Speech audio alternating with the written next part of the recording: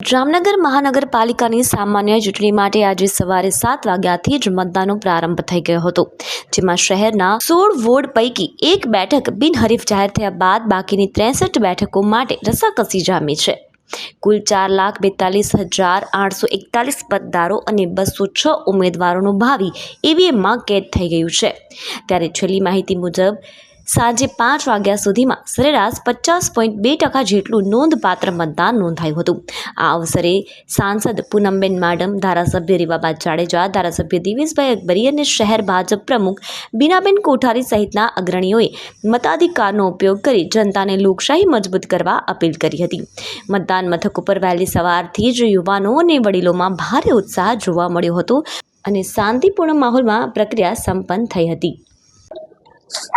લોકશાહીનો મહાપર્વ આપણી સ્થાનિક સ્વરાજની ચૂંટણી અને સૌથી વધુ આ ચૂંટણી કોઈને સ્પર્શતી હોય તો સ્થાનિક નાગરિકોને સ્પર્શતી આ ચૂંટણી છે. ત્યારે હું બધા જ આપણા જામનગર સંસદીય ક્ષેત્રના નાગરિકોને અપીલ કરું છું, આહ્વાન કરું છું, વિનંતી કરું છું કે આજના દિવસે આપ સૌ મતદાન ચોક્કસ કરો. આજે મેં મતદાન કરી અને નાગરિક તરીકેનું મારું દાયિત્વ, મારી ફરજ નિભાવી છે.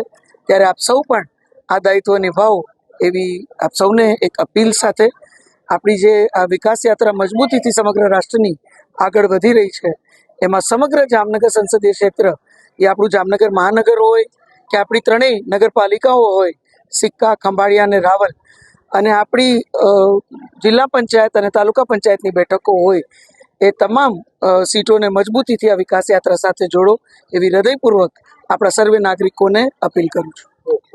ના પર્વમાં આજે મેં મતદાન કરી અને મારી ફરજ ક્યાંક ને ક્યાંક અદા કરી છે. હું આપ જામનગરની જનતાને પણ મારા માધ્યમથી અપીલ કરું છું કે મેક્સિમમ આપણે મતદાન કરીએ. આજનો આ લોકશાહીનો પર્વ અને આજનો દિવસ આપણા બધા માટે ખૂબ જ અમૂલ્ય કિંમતી દિવસ છે, અગત્યનો દિવસ છે.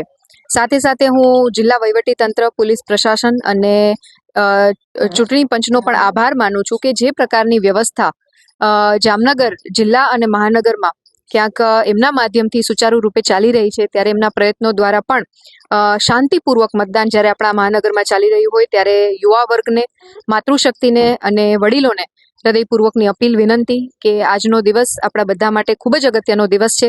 જનપ્રતિનિધિ તરીકે આપણે જેમને વોટ આપીએ છીએ આપણા માટે, આપણી સુખાકારી માટે, આપણા વિસ્તાર માટે સતત પ્રયત્નશીલ રહેતા હોય છે, સતત વિકાસ આગળ વધારતા હોય છે. ત્યારે આપણે આપણી ફરજ આજના દિવસે મતદાન કરી અને અવશ્ય પૂરી કરવી જોઈએ. ખાસ જે વડીલો છે એમના માટે અલાયદી વ્યવસ્થા પણ કરવામાં આવી છે કે પોલિંગ બૂથ સુધી પહોંચી શકે, એમના મતદાન વિસ્તાર સુધી પહોંચી શકે. ત્યારે તંત્ર દ્વારા, પ્રશાસન દ્વારા આ પ્રકારની સુચારુ વ્યવસ્થાનું આયોજન કરવામાં આવ્યું હોય. પુનઃ હું જામનગરની જનતાને હૃદયપૂર્વકની અપીલ કરું છું કે આજનો દિવસ આપણા માટેનો દિવસ છે. ત્યારે વધુમાં વધુ મતદાન આપણે કરી અને લોકશાહીના પર્વમાં આપણા વોટ થકી આપણે એક આપણું યોગદાન આપીએ.